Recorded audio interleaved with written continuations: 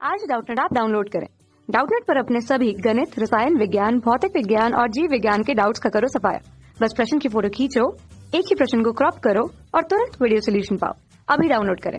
प्रश्न दिया है परमाणुओं से प्राप्त ऊर्जा स्रोत है महासागरीय तापीय ऊर्जा, नाभिकीय ऊर्जा, भूतापीय ऊर्जा या फिर ये सभी। तो आइए हम लोग इस प्रश्न का उत्तर देते हैं।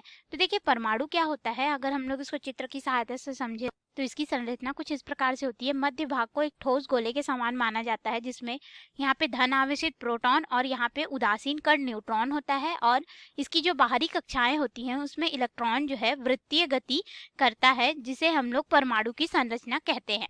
अब ये पूरा जो संरचना होता है परमाणु की संरचना होता है, इसमें अगर नाभिक में अगर हम लोग देखें तो देखिए इलेक्ट्रॉन जो है बाहरी कक्षा में नाभिक से आबद्ध होकर के वृत्तीय गति करता है, और अंदर में प्रोटॉन और न्यूट्रॉन जो रहते हैं बंधे हुए रहते हैं नाभिकीय बल की सहायता से। अब यहाँ पे अगर हम लोग देखें तो परमाणुओं में जो प्राप्त ऊर्जा का मुख्य स्रोत होता है वह हमें नाभिक से ही प्राप्त होता है। क्यों? इसे हम लोग नाभिकीय ऊर्जा के नाम से जानते हैं। किस नाम से जानते हैं? नाभिकीय ऊर्जा के नाम से जानते हैं। क्यों? क्योंकि देखिए जब भी जो परमाणु होते हैं आपस में संलयित होते हैं या फिर विखंडित होकर के हल्के नाभिक में परिवर्तित होते हैं, तो यहाँ पे नाभिक की मुख्य भूमिका होती है।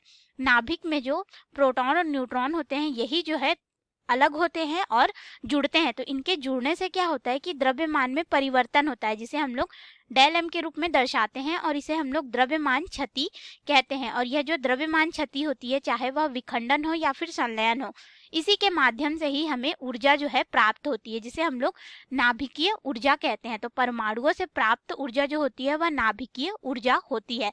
तो हमारा जो बी विकल्प है बिल्कुल सही होगा। ए दिया गया है महासागरीय तापीय ऊर्जा।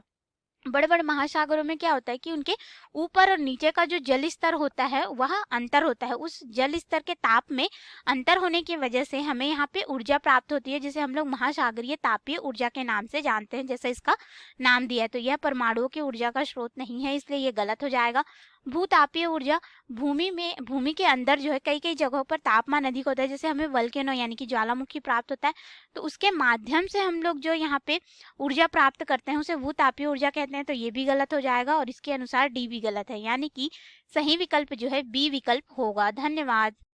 कक्षा 6 से 12वीं से लेकर नीट, IIT, JEE वो एडवांस के लेवल तक 1 करोड़ से ज्यादा छात्रों का भरोसा। आज ही डाउनलोड करें डाउटनेट ऐप या व्हाट्सएप करें अपने सारे डाउट्स 8400 400 400 पर।